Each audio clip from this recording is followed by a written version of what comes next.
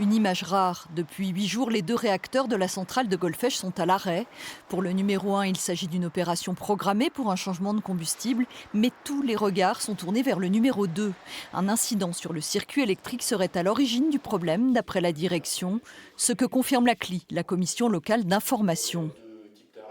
Un incident électrique, c'est-à-dire sur la partie production d'électricité, c'est-à-dire l'alternateur, la machine qui fait du courant à partir du fonctionnement de la turbine. Un incident électrique sur une armoire, ça fait partie des incidents techniques qui peuvent arriver sur tout ce qui est électrique.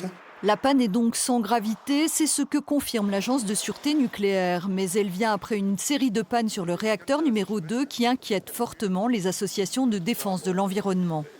Les réacteurs sont en fin de vie.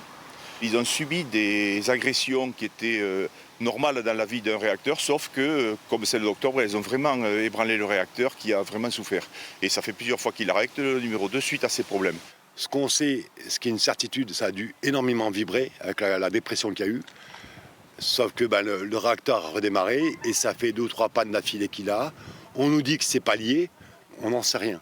Ça reste quand même un des plus gros incidents ou accidents qu'il y a eu. Là, elle le dit, 2 heures de plus, ça aurait pu arriver à la catastrophe. Elle est devenue incontrôlable. Pour la CLI, l'un des problèmes majeurs vient du renouvellement massif du personnel ces dernières années. Les gens travaillent un peu trop comme dans les industries classiques et n'ont pas cet aspect culture de sûreté dans l'esprit. Et donc je vois qu'il y a quand même des défaillances humaines qui me paraissent totalement anormales. Pour exemple, Pierre Gaillard cite un événement qui l'a choqué. Le chef d'exploitation, donc c'est quand même lui qui pilote l'ensemble des 2 tranches, plus l'ingénieur sûreté qui est chargé pour vérifier que tout se passe bien, etc., ont donné leur accord pour faire une coupure de courant, pour faire une intervention. Et cette coupure de courant, personne n'avait vu que ça rendait indisponibles des systèmes de sauvegarde, des systèmes qui sont mis en action lorsqu'il y a vraiment un incident grave. L'autorité de sûreté nucléaire a procédé à une inspection de revue en 2019 et constaté des dysfonctionnements très préoccupants.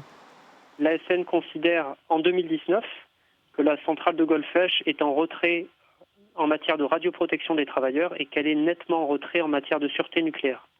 La qualité des opérations d'exploitation s'est détériorée en 2019, raison pour laquelle l'ASN a demandé un plan d'action et un certain nombre d'actions correctives à être complétées par l'exploitant. L'ASN dit suivre de très près l'application de ces directives, d'autant que l'État veut prolonger la vie des centrales existantes. Même si cet été, l'activité a dû être arrêtée comme l'an dernier, car les eaux rejetées dans la Garonne étaient trop chaudes. Un problème qui ne peut que croître avec le réchauffement climatique.